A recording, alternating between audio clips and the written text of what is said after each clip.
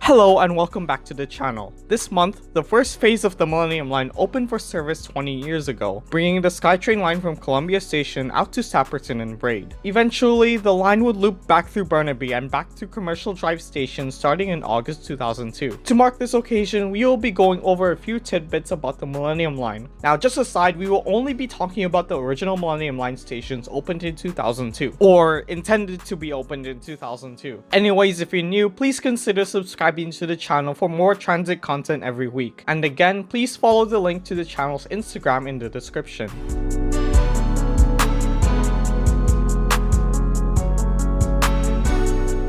Yes, I know this is about the Millennium Line, but let me explain. The Expo line didn't get its name until 2002. Until then, there was no need to distinguish between the two lines as the current Expo line was the only SkyTrain line. So in January 2002, the line from Waterfront to King George was given the name Expo Line. As for the Millennium Line, the line was planned to be opened at the turn of the millennia. Hence, the name Millennium was given to the line from Columbia to Commercial Drive.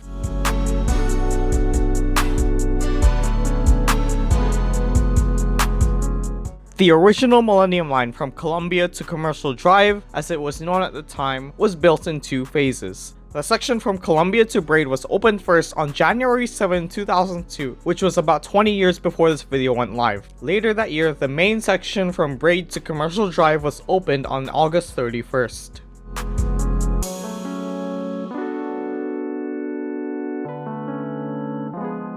The Columbia Junction is perhaps the single most important junction in the SkyTrain network, handling traffic into Surrey and up to what is now the Production Way branch on the Expo line. When the Expo line was extended to Columbia in 1989, the entrance to the current inbound tunnel under Columbia Street was just used as a storage area. From this angle, the switch to the current outbound tracks didn't even exist, so they had to remove a part of the track to make space for the switches. Work took 6 weeks to complete, which included installing the switch to the outbound tracks. Check out the summary from SkyTrain posted 10 years ago to the Buzzer blog. You can pause to read, but I'll also have a link in the description.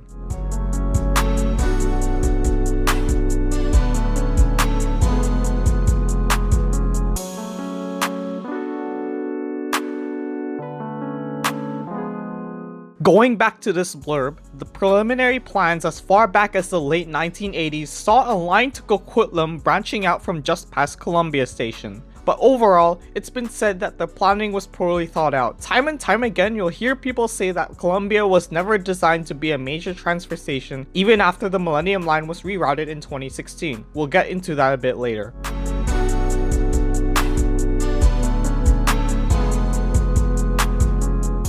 TransLink released a publication in 2008 called The Road Less Traveled. In it, there are very interesting anecdotes for the planning and growth of all three SkyTrain lines, as well as some other fascinating details. On page 55, there's this part which talks about the controversy surrounding the opening of the Millennium Line. In a nutshell, there were a lot of big last-minute switches to the line's construction, which culminated in a massive bus operator strike in 2001. It was one of the roughest times in TransLink's history, no doubt. I will have a link in the description for people who want to read it.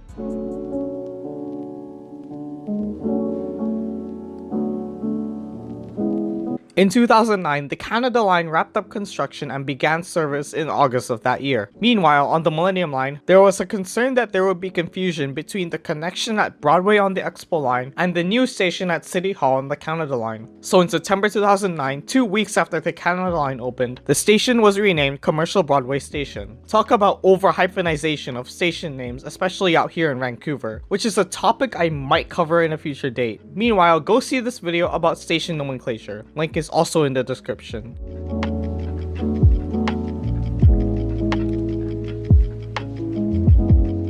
Now, as most of you remember, the Millennium Line once ran from Waterfront Station down to Columbia, past Lougheed, and back up on itself to Commercial Broadway. This was the case until October 2016, when the line was shortened to run between VCC Clark and Lougheed to prepare for the Evergreen extension. And until then, this was one of the very few metro lines in the world which looped back on itself in pretzel-like fashion. The only other line I can think of which does that is the Oedo line in Tokyo, which, hint hint, also uses linear induction motors. Anyways, the reroute resulted in Lougheed and Production Way receiving branding for the Expo line, as well as Sapperton and Braid, the two stations which opened for phase 1 of the Millennium Line, completely transferring over to the Expo line.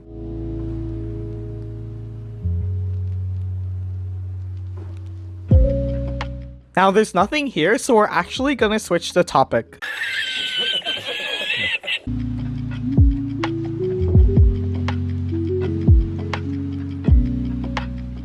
The busiest station on the Millennium Line was Commercial Broadway, which received over 8.1 million boardings in 2019. Of all 53 stations on the SkyTrain network, this one ranked 3rd. As far as the least busiest, that goes to Lake City Way, which received just over 380,000 boardings in 2019. That is good for 52nd overall of 53 stations. Now we're using 2019 numbers here, as that's sort of the last time ridership numbers were quote-unquote normal.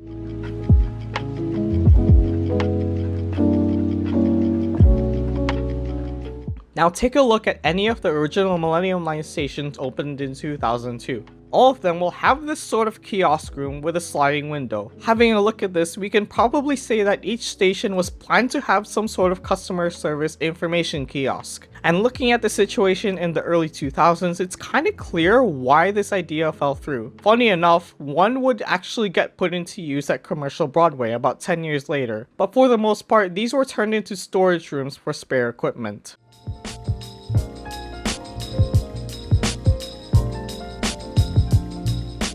Two stations were initially set to open in 2002 along with the rest of the line, but were shifted back due to various delays. The first is Lake City Way Station, which was not on the drawing board until the city of Burnaby pushed for it to be built in hopes that there would be an industrial park to be built as the main ridership base. As a result, the station was completed and opened in November 2003, more than 1 year after the opening of Phase 2. The other station is VCC Clark. The issue here was land acquisition, as the land on which the station is built was subject to delays and other disputes. VCC Clark opened for service in January 2006 along with the 84 express bus to UBC.